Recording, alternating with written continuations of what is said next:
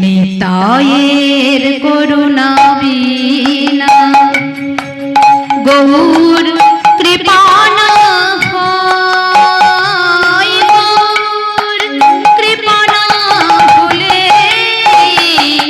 ব্রজে না যাওয়া যায়। নিতায়ের করুণা বিনা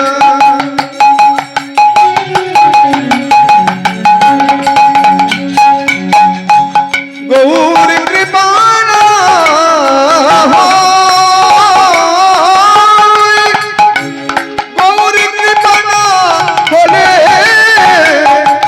ব্রজে না যাওয়া যায়। নিতায়ের করুণা বিনা গৌর কৃপা না হয়, গৌর কৃপা না হলে ব্রজে না যাওয়া যায়। নিতায়ের করুণা বিনা গৌর কৃপা না হয়, গৌর কৃপা না হলে ব্রজে না যাওয়া যায়। ভজ ভজ নিতাই ভজ নিত্যানন্দ রায়, ভজ ভজ গৌর ভজ গৌর গুণধাম। ভজ ভজ নিতাই ভজ নিত্যানন্দ নাম। ভজ ভজ গৌর ভজ গৌর গুণধাম। ভজ ভজ নিতাই ভজ নিত্যানন্দ রায়, ভজ ভজ গৌর ভজ গৌর গুণধাম। ভজ ভজ নিতাই ভজ নিত্যানন্দ রায়। ভজ ভজ গৌর ভজ গৌর গুণধাম।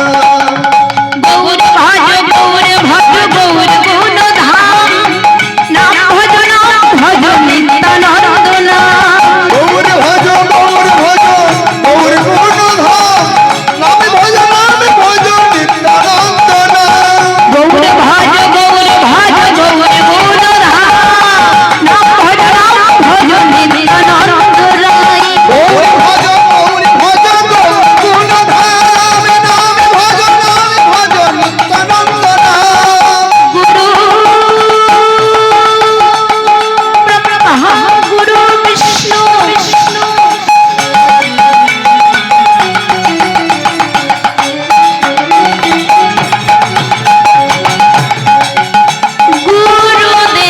গুরুদেব মহেশ্বর,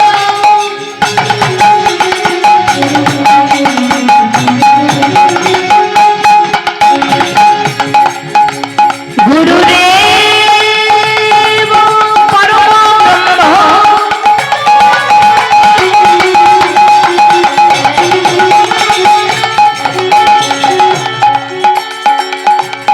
তস্मै শ্রী গুরবে নমঃ। গৌর ভজ গৌর ভজ গৌর গুণধাম। নাম ভজ নিত্যানন্দ নাম। গৌর ভজ গৌর ভজ গৌর গুণধাম। নাম ভজ নিত্যানন্দ নাম। কাঞ্চন গৌরাঙ্গিনী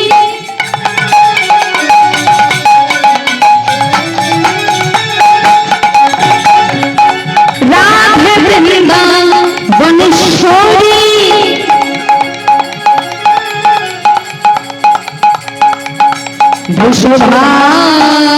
বৃষভানুসুতে দেবী ত্বং নমামি হরি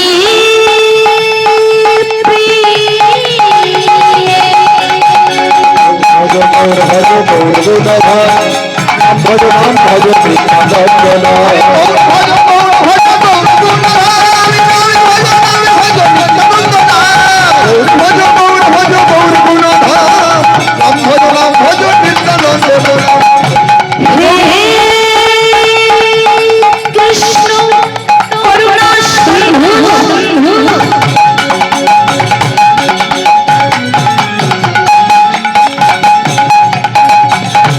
দীনবন্ধু জগৎপতে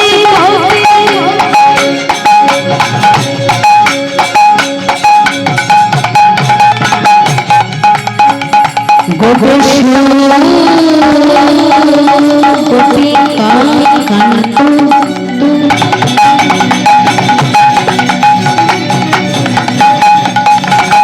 রাধা কান্ত নমস্তুতে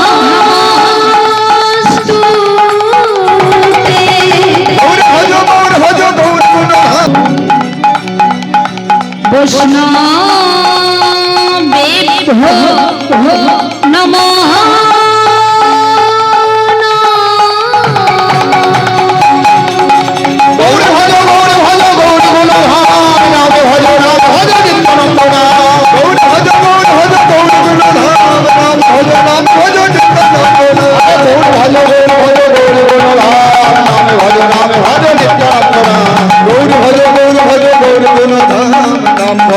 ভজ নিত্যানন্দ গৌরী ভজ গৌর ভজ গৌর গণ নাম ভজ নিত্যানন্দ ভজ নিত্যানন্দ নিত্যানন্দ ভজ নিত্যানন্দ ভজ নিত্যানন্দ ভজ নিত্যানন্দ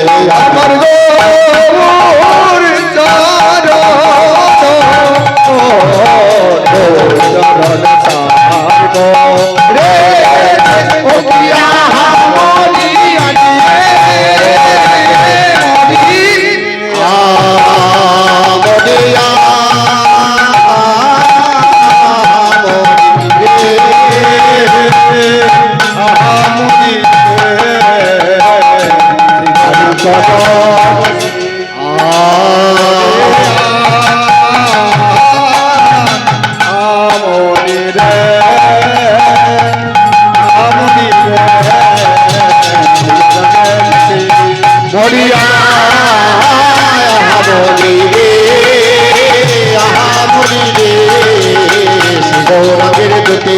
হরি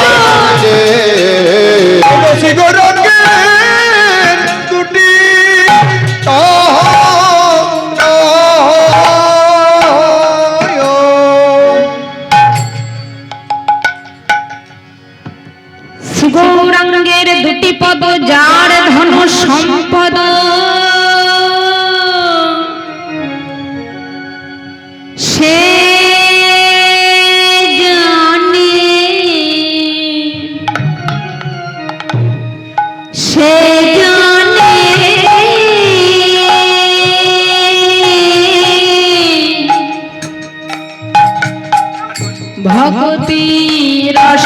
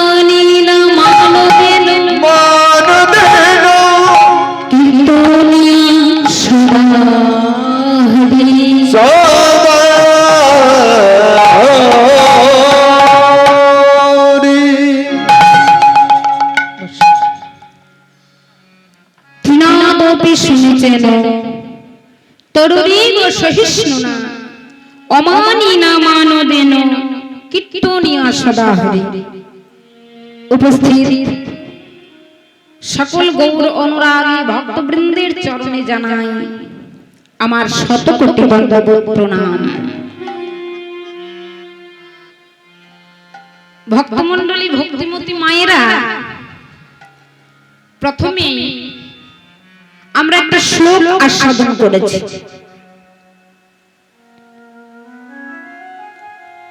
যে শ্লোকটি আস্বাদন করেছি, ও বাবা, এই শ্লোকটা যেমন তেমন মানুষের বলে যাওয়া শ্লোক নয়। এই শ্লোকটি বললেন কে? সংকীর্তন পিতা গৌর হরি।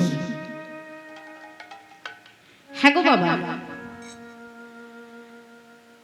আমরা অনেক অনেক গ্রন্থ অধ্যয়ন করেছি, অনেক গ্রন্থ পাঠ করেছি বাবা। আচ্ছা বাবা, আপনারা কেউ কোনোদিন এমন গ্রন্থ পাঠ করেছেন যে গ্রন্থটি গৌর ভগবান নিজের হাতে লিখেছেন?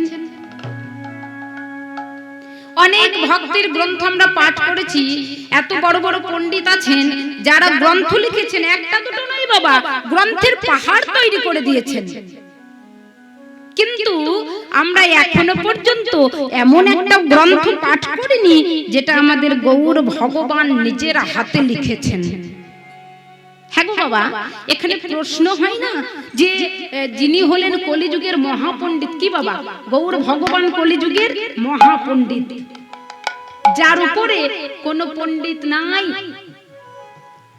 তিনি কেশব ও কাশ্মীরকে পরাজিত করেছেন তর্কে, সার্বভৌম ভট্টাচার্যকে পরাজিত করেছেন। তিনি হলেন কলিযুগের মহাপণ্ডিত। আচ্ছা বাবা, যিনি কলিযুগের মহাপণ্ডিত, তিনি কি কোনো গ্রন্থ লিখতে পারলেন না? ও বাবা, ভগবান শ্রী গৌর হরি তিনিও একটা গ্রন্থ লিখেছিলেন। জানেন বাবা, ছোট্ট একটা ঘটনা। একদিনকে কি হয়েছে জানেন? গৌর হরির একটা ভক্ত, ভক্ত বলুন আর বন্ধু বলুন, গৌর হরির এক বন্ধু ছিল। ও মায়েরা একটু মন দিয়ে শুনবে গো মা। গৌর হরির এক বন্ধু ছিল, যে বন্ধুর নাম ছিল রঘুনাথ শিরোমণি। কি নাম গো মা? রঘুনাথ শিরোমণি। এইবার ঘটনা কি হয়েছে দেখুন। রঘুনাথ শিরোমণি একটা বাবা গ্রন্থ লিখেছে, রঘুনাথ শিরোমণি গ্রন্থ লিখেছে, আর গৌর ভগবান তিনিও কিন্তু ঘরে একটা গ্রন্থ লিখছেন। এইবার দুইজনে দুটো গ্রন্থ লিখেছে। একদিনকে রঘুনাথ শিরোমণি করেছে কি না, মহাপ্রভু যে গ্রন্থটা লিখেছে সেই গ্রন্থটি পাঠ করছে। যেই না পাঠ করছে, অবাক হয়ে গেল, কি আমি কি লিখছি, আমি কি পাঠ করছি, আমি যে গ্রন্থ লিখেছি এ তো সেই একই গ্রন্থ, আমি যে গ্রন্থটা লিখেছি এই সেই একই গ্রন্থ, কিন্তু এটা যে মহাপ্রভুর লেখা গ্রন্থ। রঘুনাথ শিরোমণি কাঁদছে আর বলছে, গৌরে হে, তোমার গ্রন্থের মধ্যে যে ভাব, তোমার গ্রন্থের মধ্যে যে ভাষা, সেই ভাব সেই ভাষা তো আমার গ্রন্থের মধ্যে নেই প্রভু। আমরা দুজনেই একই গ্রন্থ লিখেছি, আমি যে গ্রন্থ লিখেছি তুমি সেই একই গ্রন্থ লিখেছ, কিন্তু প্রভু তোমার গ্রন্থের মধ্যে যে ভাব, তোমার গ্রন্থের মধ্যে যে ভাষা, সেই ভাব সেই ভাষা আমার গ্রন্থের মধ্যে তো নেই প্রভু গো। তোমার গ্রন্থ একবার যদি কোনো ভক্ত পাঠ করে, তাহলে যে আমার গ্রন্থ সে আর কোনোদিন ছোবে না। এ তুমি কি করলে? ও বাবা, রঘুনাথ কাঁদতে লেগেছে। কেন? বলছে, গৌরী হে, তুমি তো ভগবান, তুমি তো মহাপণ্ডিত, তুমি তো পারবে একটা অন্য গ্রন্থ লিখতে। পারতো না বাবা? গৌর ভগবান তো পারতো অন্য একটা গ্রন্থ লিখতে। হে গৌর ভগবান, তুমি তো পারতে একটা অন্য গ্রন্থ লিখতে, কিন্তু আমি যে গ্রন্থ লিখেছি সেই একই গ্রন্থ তুমি কেন লিখলে? এইবার কি হবে না, তোমার গ্রন্থ যে পাঠ করবে সেই আর আমার গ্রন্থ ছোবে না। হ্যাঁ গো, ভগবানের হাতের লেখা আর একটা সাধারণ মানুষের হাতের লেখা বাবা তফাৎ হবে না। যেই না রঘুনাথ শিরোমণি কাঁদতে লেগেছে, যেই না রঘুনাথ কাঁদছে, ও বাবা, ভক্তের চোখের জল সহ্য করতে পারলেন না গৌর ভগবান। মনে মনে চিন্তা করলেন, না না, আমার জন্য আমার ভক্ত কষ্ট পাবে, এ তো হতে পারে না। আমি তো আমার ভক্তের মনে কষ্ট দেবার জন্য আসিনি, আমি এসেছি আমার ভক্তের মনে আনন্দ দেবার জন্য। আমার জন্য আমার ভক্ত কষ্ট পাবে কেন? এ আমি হতে দেব না। আমি যে গ্রন্থ লিখেছি, আমার গ্রন্থ লেখার জন্য যখন আমার ভক্ত কষ্ট পাচ্ছে, এই গ্রন্থ আমি আর রাখবো না। এই গ্রন্থকে আমি সুরধুনী গঙ্গার জলে ভাসিয়ে দেব। ও বাবা, গৌর ভগবান নিজের হাতে যে গ্রন্থ লিখলেন, সেই গ্রন্থ সুরধুনী গঙ্গার জলে ভাসিয়ে দিলেন। আর মনে মনে শপথ নিলেন, মনে মনে এই শপথ নিলেন, আর কোনদিন আমি আর কোনো গ্রন্থ লিখব না। তাই বাবা, কোনো ভক্ত যাতে মনে কষ্ট না পায়, কোনো ভক্তের চোখে যাতে জল না আসে, তাই গৌর ভগবান শপথ নিলেন তিনি আর কোনো দিন কোনো গ্রন্থ লিখবেন না, আর লিখলেনও না। আজকে গ্রন্থ না লিখলে কি হবে? গৌর ভগবান গ্রন্থ আস্বাদন করতে বড়ই ভালোবাসতেন। গৌর ভগবান প্রত্যেক দিন 5 জনার গ্রন্থ আস্বাদন করতেন। কার কার?